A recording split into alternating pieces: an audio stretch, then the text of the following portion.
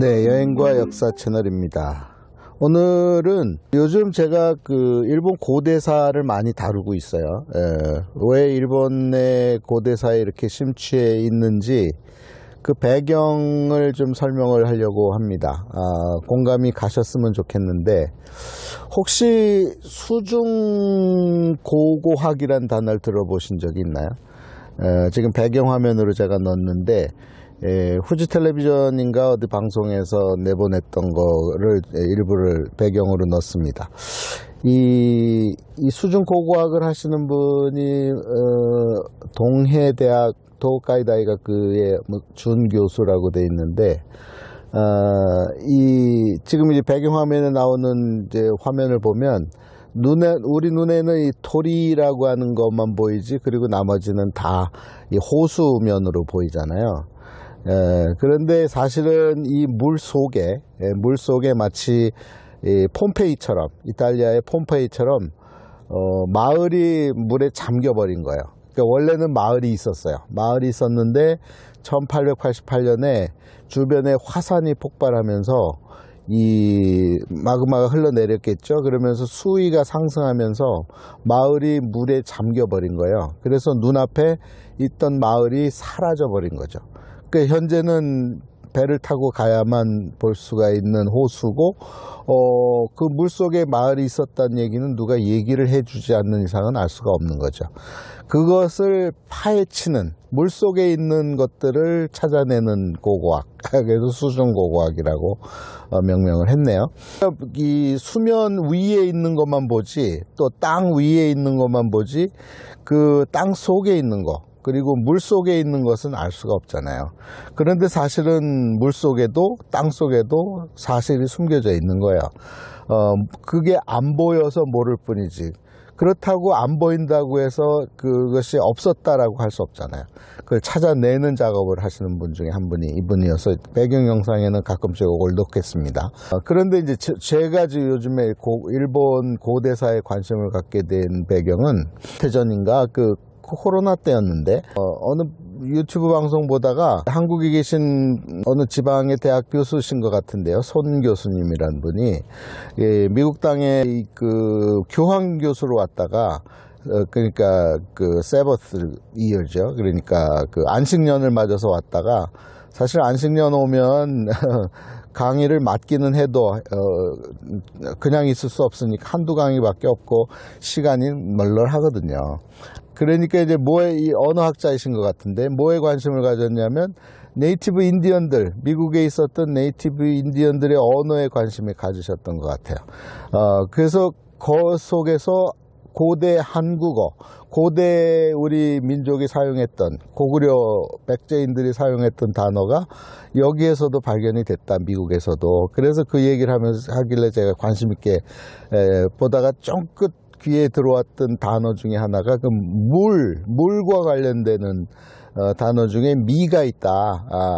미가 이 한국에서 이 미나리, 또 미더덕, 미역, 이 미는 물을 상징한다, 물이란 뜻이다라는 그 말을 듣고 재밌게 봤어요. 그런데 제가 일본 여행을, 배낭여행을 하다가 어느 지방 도시를 지나가다가 이렇게 문득 이렇게 창밖을 봤는데 역 이름이 오미시오츠라고 써 있는 거예요. 오미시오츠. 근데 한자로 쓰기는 근강 염진 이렇게 써 있는 거죠. 강인데 미라고 썼더라고. 그래서 물을 미라고 읽네, 일본에서도, 라는 생각이 들어서 내려버렸어요. 열차에서 내려서 한참을 그 동네를 둘러보고, 그러면서 그렇구나, 미가 물이라는 뜻이구나. 그래서 이제 역으로 이제 찾아보니까 정말로 백제어에서 미는 물이고 고구려에서는 매라는 것을 알게 됐죠. 그 일본을 보니까 일본 땅에 그런 게 수두룩한 거예요. 미를 물로, 물을 미로 이렇게 발음하고 있는 곳들이. 또 최근에 발견했는데 이 대마도하고 이 일본 열도 땅 중앙에 뭐가 있냐면 이키시마라는 섬이 있어요.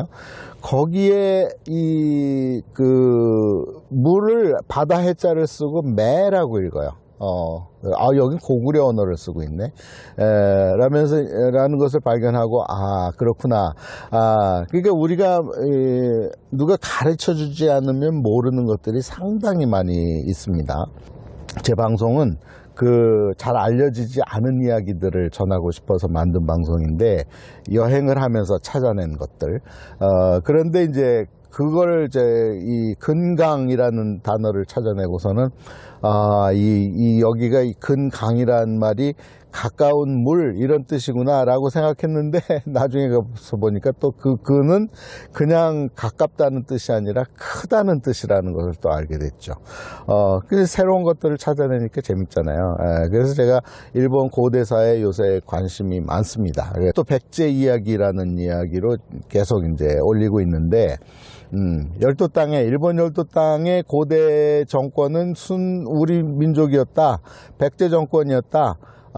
가장 강력한 정권은 백제 정권이었고 그 전에는 가야게 우리 조상들이 와서 이곳을 통치 지배하고 있었다라는 이야기를 지금 쏟아내고 있습니다. 처음 들어보시죠?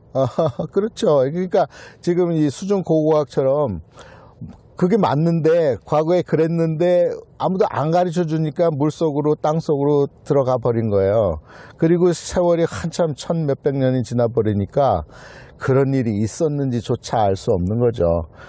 그래서 그 1300년 전 이전에 있던 이야기들을 제가 하나하나 찾아내서 알려드리고 있는 겁니다.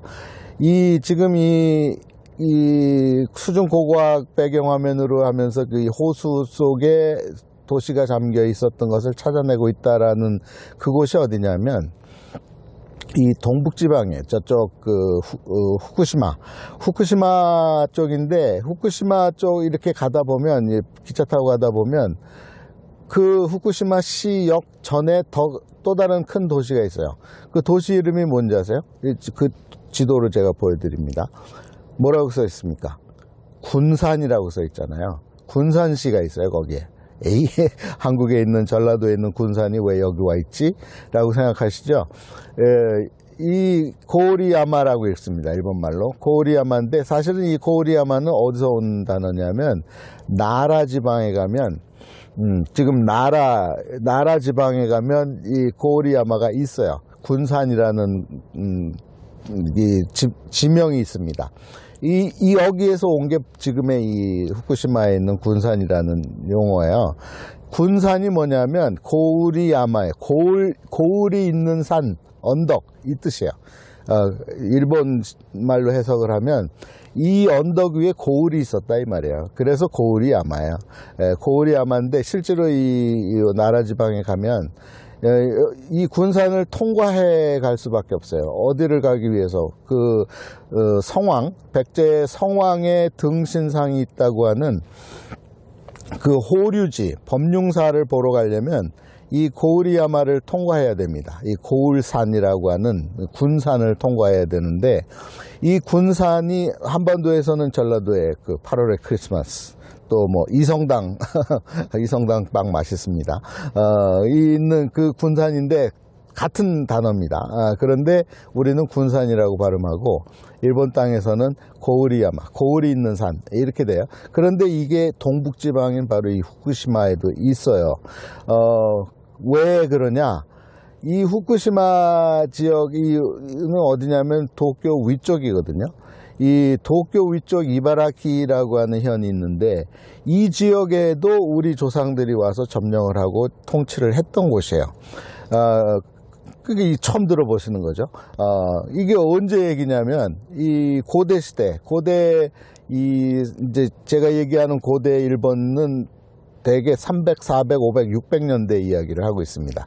700년대로 끝인 700년대까지는 안 넘어갑니다. 왜냐하면 700년부터는 현재의 일본국이라는 나라가 형성이 되기 때문에 그 현재 일본국이 세워지기 이전에 우리 조상들이 지배하고 있었던 야마토 정권, 초기에는 가야인들이 지배했고 그 다음에는 백제인들이 지배하게 되는데 그 이야기를 제가 쏟아내고 있는 거거든요.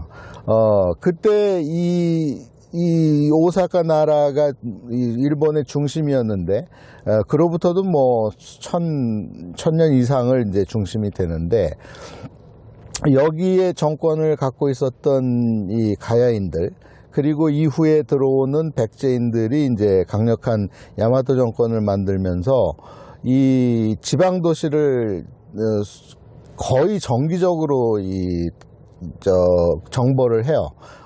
그래서 그 장군들을 임명을 하거든요.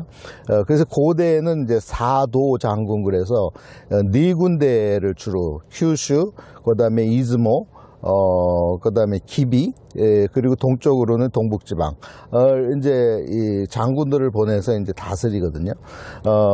그래서 나중에 이제 헤이안 시대가 오면, 교토 시대가 오면, 교토 시대를 여는 환무천황이라고 하는 인물이 이제 백제 후손인데, 그래서 그 교토를 여행을 하시면 꼭 가서 보시는 곳이 있어요. 기요미즈데라라고 하는 청수사. 교토 가면 꼭 보는 코스예요. 경주 가듯이. 그런데 그 절을 세운 이가 사카노우에 타무라마로라고 하는 백제인이에요. 백제 장수인데, 그 임명은 이제 환무천황이 임명을 했고, 이 사카노우에 타무라마로가 이제 다이쇼군 대장군 칭호를 받고 이제 동북지방을 정벌하러 가기 전에 이제 이 기요미즈데라 들렸다가 어떤 스님을 만나가지고 영감을 받아서 이제 절을 만든 게 바로 이 기요미즈데라거든요. 그러면서 동북지방을 정벌한 장군들을 이제 다이쇼군, 대장군이라고 명명을 해요. 그래서 이 동북지방이라 하면 지금의 옛날에 에도, 그리고 지금의 도쿄 위쪽에 있는 치바 위쪽, 이바라키, 그리고 이제 후쿠시마까지 포함을 해요. 왜냐하면 그쪽 지역에서 이 에미시라고 하는 그 이 오랑캐들이 자꾸 내려왔거든요. 그러니까 원주민에 해당되는, 선주민에 해당되는 일본 쪽, 저 위쪽으로는 아이누, 쪽이죠.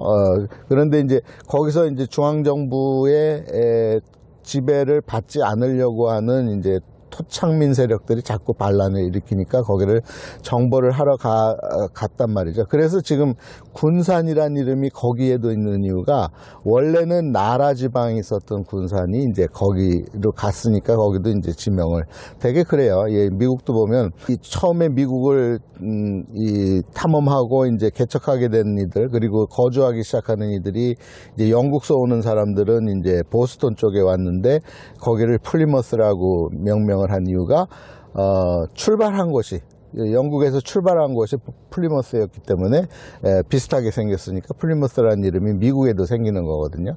수도 없이 많아요. 그렇게 당장 제가 산 뉴욕 지역에도 보면 플러싱 그러면 플러시 한다 그러면 물을 내린다, 이 화장실에, 이게 연상이 됐는데 그게 아니라 블레싱겐이라고 하는 이곳을 개척한 네덜란드인들이 자기가 살던 곳이 블레싱겐이에요. 그거를 여기 와서 붙인 거예요, 블레싱겐을. 그래서 플러싱이 된 거예요.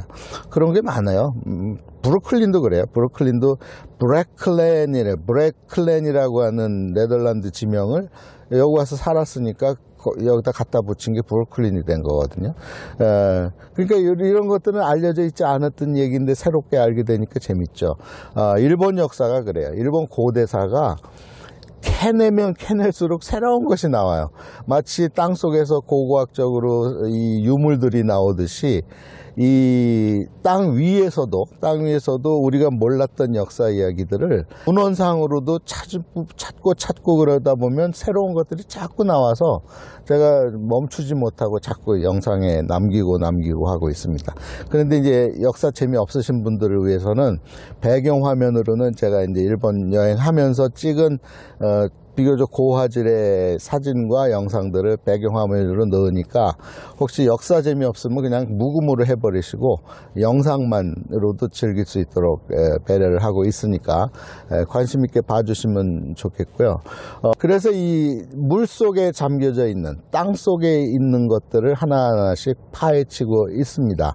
예를 들어서 무슨 학회에 나가서 발표할 수준까지는 아니지만 우리 일반인들이 상식선에서 공감이 갈 수 있는 이야기를 중심으로 올리고 있는 여행과 역사 채널 관심 있게 봐주시면 감사하겠습니다. 오늘 제가 왜 이 일본 고대사에 관심을 갖고 이렇게 파헤치고 있는지에 대해서 여러 형태로 이야기를 해봤습니다. 오늘 여기까지 하겠습니다.